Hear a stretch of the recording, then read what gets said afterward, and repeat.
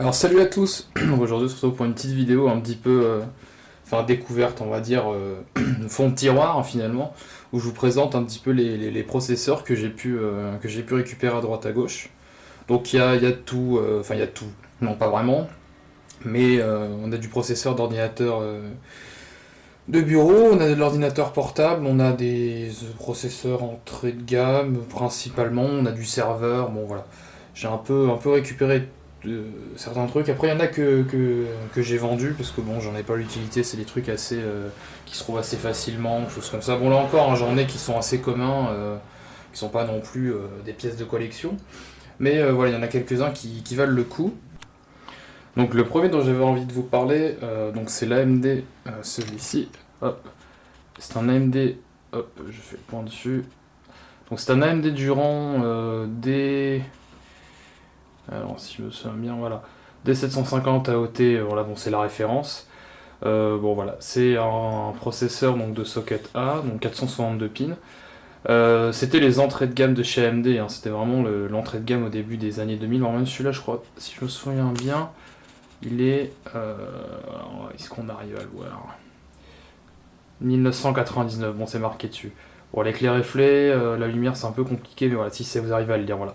1999. Et donc moi j'aime beaucoup son design parce que je trouve qu'en déjà en céramique, il est vraiment très très, moi j'aime bien, très très joli. Et voilà les petits pins qui sont beaucoup plus gros que ce qu'on peut voir actuellement. Donc, et en plus de ça, c'est assez rigolo. On voit les petits trous ici là, hop, là, là, là, là. Bon voilà, je trouve ça assez amusant. Bon c'est un vieux processeur, hein. C'est vraiment c'était l'entrée de gamme de chez AMD. Après, l'avantage, c'est que ça chauffait vraiment très peu. Je crois qu'on était sur un TDP de 30 watts, si je me souviens bien. Bon, voilà, je vous avais dit 750 watts et le bus speed, donc qui était déjà en DDR à l'époque, de 200, donc bon, 100 MHz en effectif, quoi. Ah, par contre, après, j'ai peut-être dit une connerie. Ça s'appelle donc le socket A, donc 462, mais je crois qu'il y avait que 453 pins. Bon, après, on a 9 pins de différence. Mais voilà, c'était vraiment les processeurs d'entrée de gamme de AMD à l'époque. Et il y avait à l'époque, je crois, les premiers Athlon, notamment c'était un peu plus tard ça, mais le Athlon XP 3200, 3000, etc. Donc là, on était vraiment, bon là, c'était l'époque, on est sur vraiment un cœur, un thread, c'est vraiment du monoprocesseur, enfin monoprocesseur non, parce qu'il est tout seul, mais du monocœur, je veux dire, voilà, n'importe quoi. Je crois que celui-là, en plus, c'est une des fréquences les plus faibles parce que il y a le D750, après il doit y avoir le DH 900, il y avait plein de dérivés, mais je crois que ça pouvait taper jusqu'à 1,8 GHz, après il fallait voir la compatibilité avec la carte mère, mais ce qui me semble que celui-là vraiment 750 MHz, bon voilà, c'était vraiment l'entrée de gamme. Bon malheureusement j'ai pas de carte mère de cette époque-là pour tester. C'est assez dommage, parce que j'aurais bien fait une config rétro, parce qu'après tout ce que j'ai, moi le plus vieux, ce que j'ai de plus vieux, c'est là j'ai un Dell Dimension 8200. Je vous en parlais tout à l'heure parce que j'ai un de ces processeurs. En socket 478, donc un Pentium 4. Mais j'aurais pas de choses aussi vieilles. C'est dommage parce qu'en plus hop, je peux vous le montrer. Putain, je me trompe à chaque fois que l'autofocus sur cette caméra est vraiment ghetto. Voilà quoi, il est en super état, les pins sont très très bien et tout, il est beau, il y a juste encore un peu de pâte thermique sur le die, mais voilà quoi, c'est pas. Il n'y a rien de bien méchant, de toute façon j'ai toujours fait attention à ce qu'il soit bien rangé. Bon voilà, là ça paraît un peu à l'arrache comme ça, parce que je les ai un peu mis comme ça, mais vraiment voilà, j'ai mis quand même des petits trucs ici pour que. Il y en a un qui est planqué en dessous. Pour qu'il puisse ne pas se planter partout. Donc là, le deuxième processeur que j'avais envie de vous présenter, c'est celui-là. Donc c'est le Pentium 4, 1,7 GHz. Pardon pour le point, putain de merde. Voilà, voilà c'est celui-là, donc qui était issu du Dell Dimension 3200. Bah écoutez, celui-là, voilà, ce qui était assez marrant. Vous pouvez le voir ici, là il a un petit trou, en fait il y a une petite patte rose à l'intérieur. Alors en fait c'est dû, parce que j'ai changé le processeur, c'est dû au fait que c'était pas une pâte thermique qu'il y avait, mais une espèce de, comme une cire un peu bon, plastifiée avec le temps, hein, qui conduisait quasiment plus la chaleur. Et du coup, il s'est resté à l'intérieur là-dedans. Donc voilà, j'ai un peu galéré à l'enlever d'ailleurs dessus. Donc c'est du 478. Voilà, toujours les pins comme ça. Hop. Mais comme on voit là, je peux bah, je crois que j'ai l'impression que j'en ai un qui est tendu. Hop, bon voilà, ils ont été remis, hein, ça a été assez rapide. L'avantage quand même avec les pins comme ça PPGA, c'est que vraiment, hop, c'est rapide à remettre. C'est vrai que c'est toujours, enfin, après on pourra en discuter, mais c'est vrai que bon, comparé aux Intel d'aujourd'hui, euh, c'est vrai que quand on casse un pin sur la carte mère, c'est beaucoup plus compliqué à remettre, alors que là, bon voilà. Puisque le pin était assez gros, c'est vrai que maintenant, si on prend un Ryzen 5 3600 ou quelque chose comme ça, bon, les pins sont tellement plus petits que ça devient vraiment hyper délicat. Mais sur les processeurs hein, comme ça d'époque, c'est pas, bon, c'est pas très compliqué. Donc ça, c'était le processeur qu'il y avait dans un Dell dimension de 8200. Et donc a été couvert avec une espèce de pâte, enfin une espèce de cire un peu qui avait durci, là on voit d'ailleurs un peu que c'est... Hop là. Et donc j'ai changé, j'ai pris un 2,4 GHz. Donc voilà, c'est celui-là, donc voilà, c'est le 1,7 GHz qui provient du Dell Dimension 8200. Donc après, il faut savoir qu'il fallait faire aussi attention parce que selon les Dell Dimension, le socket n'était pas le même. Moi, le mien, c'est un 850. C'était ceux qui étaient construits, enfin, de manière générale, jusqu'avant mai 2002. Et après, ils sont passés en 850E qui permettaient d'avoir des processeurs en FSB de 553 MHz. Donc en fait, moi, j'ai été limité, je pouvais pas passer. J'étais obligé, enfin, il y avait celui-là, quoi. Et quand j'ai augmenté, j'ai dû prendre le plus puissant des FSB 400 qui était de 2,4 GHz. Parce que t'en as qui montaient jusqu'à 3, etc. 3,16 ou un truc comme ça, enfin bref.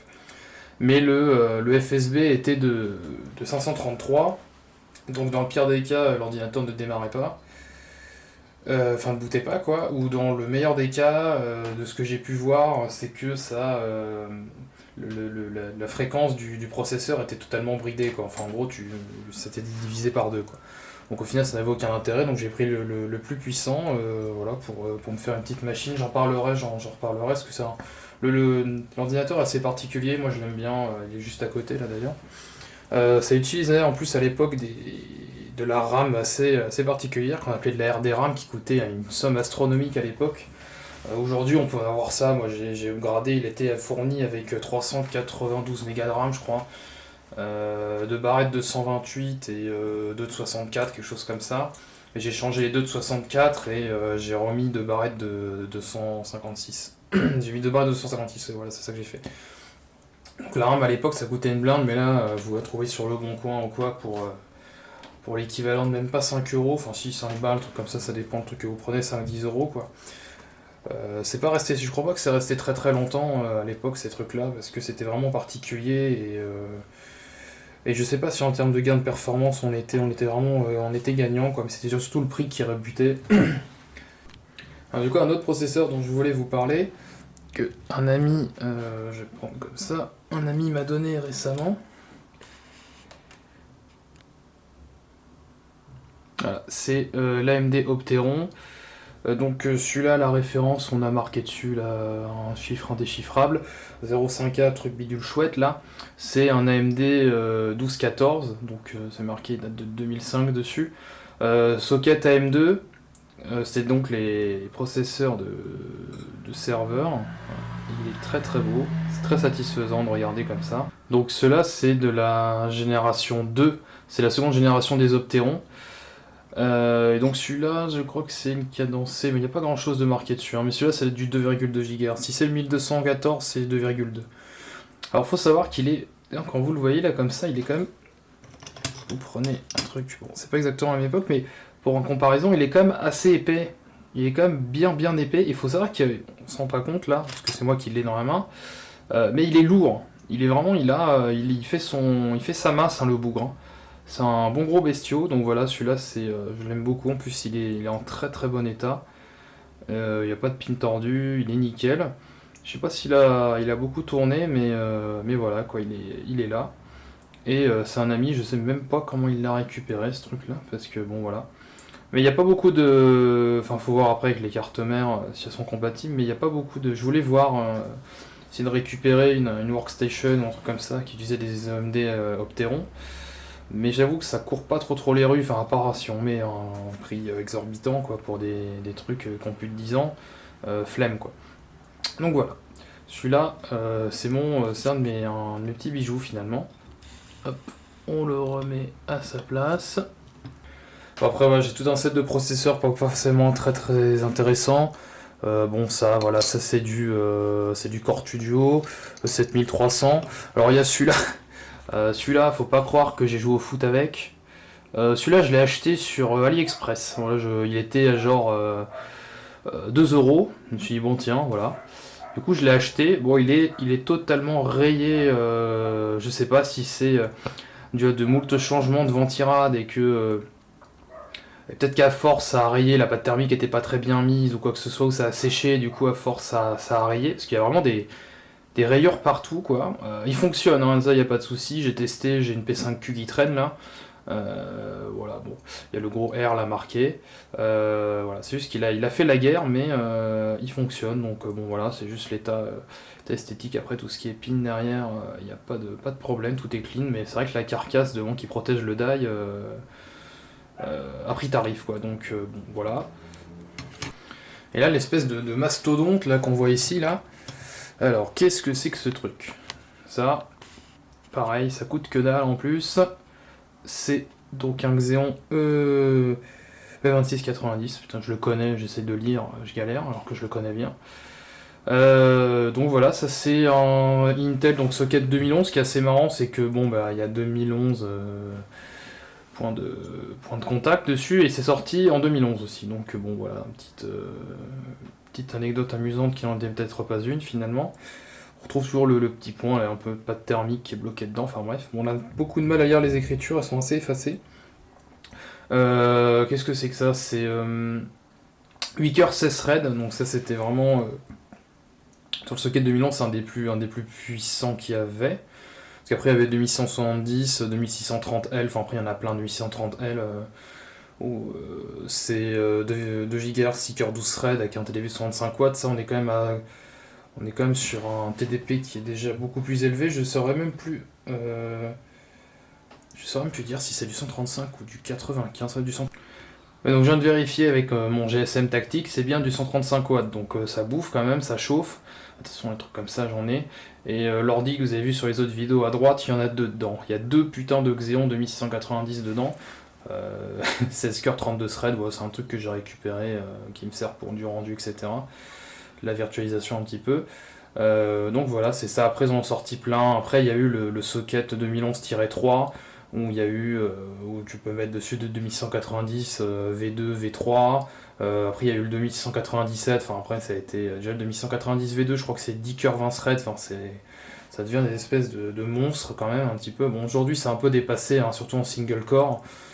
Aujourd'hui, bon, comme il y a pas mal de corps, hein, même les jeux récents, ils peuvent en bénéficier, mais voilà, ça coûte pas cher, mais c'est pas trop l'idéal parce que ça bouffe. Et si vous jouez à des jeux qui consomment beaucoup en single core, tous les jeux en 32 bits, etc., c'est vraiment pas l'idéal. Même si ça peut paraître attirant dans un premier temps, bon, c'est pas, voilà quoi, c'est pas top.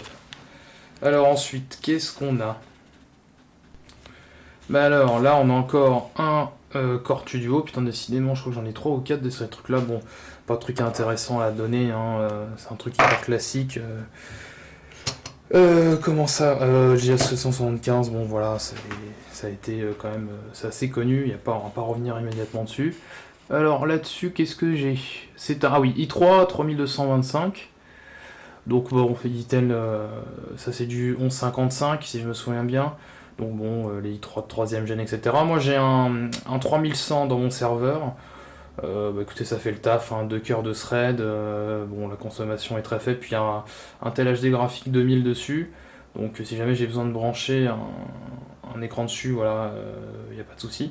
Celui-là est un petit peu plus performant en termes de fréquence 3 GHz, bon voilà. Je sais pas s'il consomme un petit peu plus, bon voilà, après c'est l'équivalent, hein, on gagne vraiment, je sais pas, même pas 5% de perf par rapport au... Non, c'est le 2100 pardon que j'ai dans mon processeur, je dis n'importe quoi, dans mon serveur, il est 2100. Donc lui, il a une gêne, enfin, il y a une gêne plus récente, quoi. Voilà, donc après, celui-là passait pas dans la carte mère de mon serveur, elle est pas compatible, même en mettant le BIOS à jour, etc. Donc j'ai mis un 2100, ça suffit largement, je suis sur TrueNASCOR et il n'y a pas de souci. Donc voilà, ça, c'est assez courant, on va pas partir sur des... On va pas tergiverser 15 ans dessus. Alors il y a cette espèce de chose là, vous dites qu'est-ce que c'est que ce truc? Alors, ça va être difficile à lire, mais c'est un Intel Core i7 740QM. Donc c'est un... Donc il y a le die à nu, hein, parce que c'est un processeur d'ordinateur portable. Donc c'est... bon, ça c'est vieux, hein, ça c'est de 2008 je crois. Donc le socket c'est un socket J1, enfin un socket d'ordinateur portable à 7 ans. Et donc il y a à l'époque... il y avait un mode turbo dessus, mais le turbo changeait en fait selon le nombre de cœurs qui étaient utilisés, quoi, pour diminuer la consommation et le dégagement de chaleur. Je crois que s'il y a un cœur qui est utilisé, on peut y aller jusqu'à 9, 2,9 GHz et ça diminue 2 cœurs, 3 ou 4, on a 4 cœurs dessus. La fréquence de base c'est 1733 MHz si je me souviens bien. Donc voilà, il y avait cette technique là, et puis hop, toujours des petits pins sur le processeur. Sur les ordi portables Intel, il y a aussi des pins comme ça, là ils sont vraiment tout petits. Voilà. Donc voilà, j'en ai... Est-ce que j'en ai pas un autre d'ailleurs? Qu'est-ce que c'est que ça? Ben voilà, un i5 430M, donc pareil, un processeur d'ordinateur portable. Qui est d'une autre gêne, hein, mais... Quoique, je crois qu'on est un petit peu près à la même ère, sauf que bon, là, on est en une gamme bien inférieure dessus, quoi. De toute façon, on n'a pas le même nombre de cœurs ni rien. Mais voilà, donc on a ces deux-là. Donc voilà, j'ai quelques processeurs qui traînent. Après, le reste, c'est des Core Studio, c'est des conneries du genre. Voilà. Si, j'ai un Xeon 5420 aussi. Donc celui-là, le 5420... c'est du LGA 771. Mais il n'est pas modifié en 775 parce que je sais que ça peut se faire. Parce que de toute façon, j'ai une workstation aussi avec des Xeon 5460. Non, ceux-là, les Xeon 5460 que j'ai dans la workstation, c'est déjà du 771. C'est un Packard Bell, je sais plus quoi. Mais sinon, sur AliExpress, il est possible d'acheter des Xeon en fait modifiés pour venir passer ça sur 775. Et c'est ce que j'ai fait sur ma P5Q. J'ai acheté un Xeon 5460 pour genre 12 balles, 12-15 balles. Ils ont un peu augmenté là dernièrement, j'ai vu. Enfin bref. Et bah voilà, en fait, ils mettent un espèce de... Sur des pins en bas là, ils mettent un espèce de petit. De petits filets, je sais pas en quelle matière c'est fait, un petit filet peut-être plastique, on dirait qu'il y a des tests, comment on appelle ça, du circuit imprimé dessus, enfin bref, ça peut s'acheter indépendamment si vous souhaitez le faire d'ailleurs. Ils le mettent, je crois, environ ici en fait, et ça cache et ça relie des pins en fait pour masquer, pour faire croire au socket, enfin à la carte mère, que le 771 est un 775. Ce qui fait que ça fonctionne, si le BIOS est à jour, je crois que selon les cartes mères, il faut un BIOS modifié, mais sinon moi sur la P5Q ça a fonctionné direct. Faut juste faire gaffe parce que ils peuvent avoir comme que celui-là a 2 détrompeurs, mais normalement ils en ont qu'un seul. Si, ils en ont qu'un seul et des fois en fonction on peut se tromper de direction avec les détrompeurs, mais sinon il n'y a pas de souci. Et moi je l'ai poussé à comme un gros bourrin à 4,40 GHz au lieu de 3,16. Bon, par contre le ventilo ne tient pas la route, donc ce qui fait que j'atteins des températures avoisinant les 90 degrés. Bon, j'ai juste fait un test sur OCCT pour rigoler, quoi, mais le ventilateur il tient pas la route, donc je vais le downclocker, je vais laisser peut-être à 3,6 GHz ou un truc comme ça, quoi. Voilà, c'est juste histoire de m'amuser un petit peu. Donc voilà, bon après j'ai des processeurs qu'il faudrait que je nettoie quand même. Bon, après voilà, il y a de l'ordi portable, après du Core Studio. Je crois pas que j'ai de Core ou quoi dessus. Bon là j'ai un Pentium, pareil, LGA 775, bon pas de rien de particulier, hein, 5700, bon voilà, pareil 3 GHz, bon, même architecture, il n'y a pas de problème là-dessus. Donc voilà, j'ai une petite collection de processeurs, voilà, qui sont pas rien de forcément folichon ou quoi que ce soit. Et voilà, j'ai quelques petites pièces, notamment le Duron que j'aime beaucoup, avec là c'est son côté bien céramique. Bon, j'aime bien avoir le Dayanu finalement aussi, et vraiment l'Opteron et le Xéon. Bon, par contre, le Xéon, ah oui, c'est ça que je vous ai pas montré, malheureusement, celui-là ne fonctionne pas, parce que comme vous pouvez le voir, il y avait une étiquette ici, sûrement parce qu'il provenait d'AliExpress. Je sais que des fois les vendeurs AliExpress, ils peuvent foutre leurs petites étiquettes là sur les résistances ici, machin là. Et il s'avait foutu une étiquette, je pense que le gars d'avant a voulu l'enlever. Et il a... alors, est-ce que je vais arriver à vous le montrer? Ça va être compliqué. Je crois que je ne vais pas réussir. Ah, vous voyez peut-être là... Hop, il manque une petite résistance ici là. Donc en truc le truc ne fonctionne pas quoi, ça va complètement niquer le circuit. Mais voilà, je pense que quelqu'un a voulu enlever l'étiquette. Il a pas su s'y prendre, il s'est dit ah, je pense qu'il faut l'enlever et il a complètement arraché le truc. D'ailleurs on voit que l'étiquette a été enlevée comme un gros bourrin. Je pense qu'elle devait être bien collante et le gars au lieu d'abandonner et se dire bon je le mets dedans, je pense que ça pose pas de problème. Il a voulu persister à enlever le truc et puis ça a arraché la résistance quoi finalement.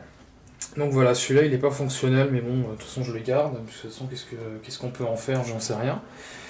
Donc voilà, une petite collection de processeurs. Après j'ai une boîte à malice avec de la RAM, notamment de la RD RAM qui allait avec les Pentium 4 du Dell Dimension 8200. Bon voilà, c'est pas très... Enfin j'ai pas de RAM entre guillemets, c'est pas très exotique quoi, ça va.